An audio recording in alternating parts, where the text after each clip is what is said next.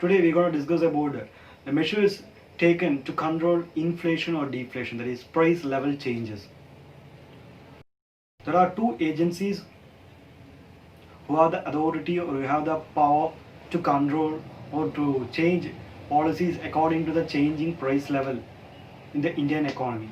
The two agencies are Central Government of the country and Central Bank of the country, that is RBI.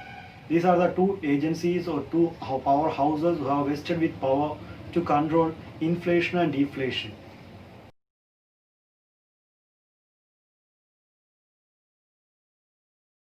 Government of India controls price level changes by using different techniques or different methods or different tools. One of the biggest or main important major tool is that budget.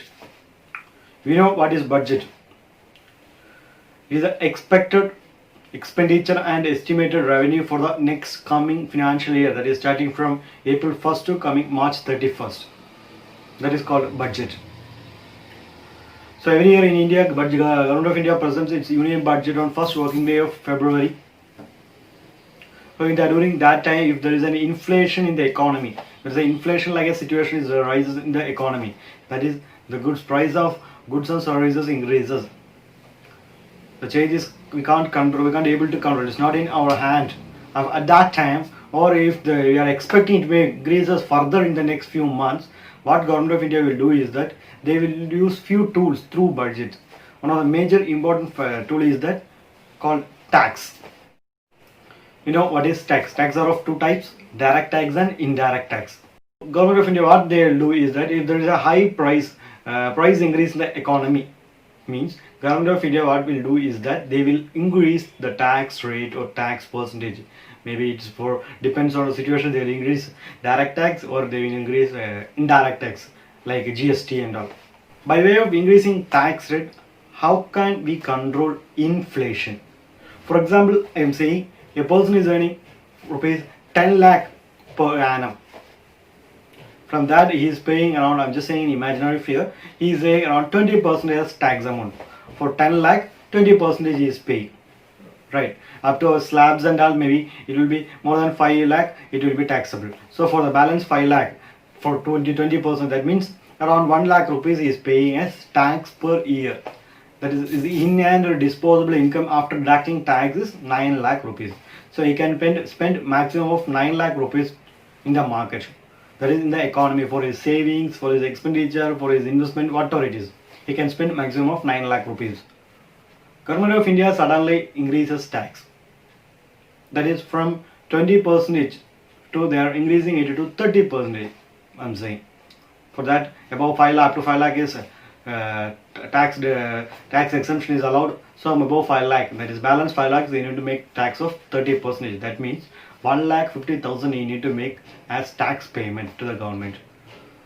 That means net amount is available for him for his personal use is that only 8.5 lakh rupees. That is 1.5 lakh rupees you need to pay for as tax.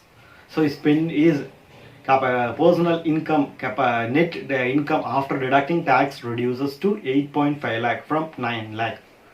So it means there is a shortage of 50,000. So that shortage happens just because of that. Automatically his purchasing power decreases. He reduces his purchase power because he got only less than what he got earlier. So automatically he demands less products. So once he started to demand less products, means automatically the price for the products started to decline. If it happens for throughout India, means automatically what we are expecting is that the price level automatically will reduce. So by that way also we can reduce price level changes in the economy. This is data set is for inflation, and for deflation just opposite of this we need to do. That is Government of India will decrease the tax rate. By that way the citizen will get more amount for spending. So automatically he will spend more because of his more purchasing power. Demand for the product increases. Because of the demand increases, more will get job opportunities. More production means automatically based on his demand, the price of the product also started to increase.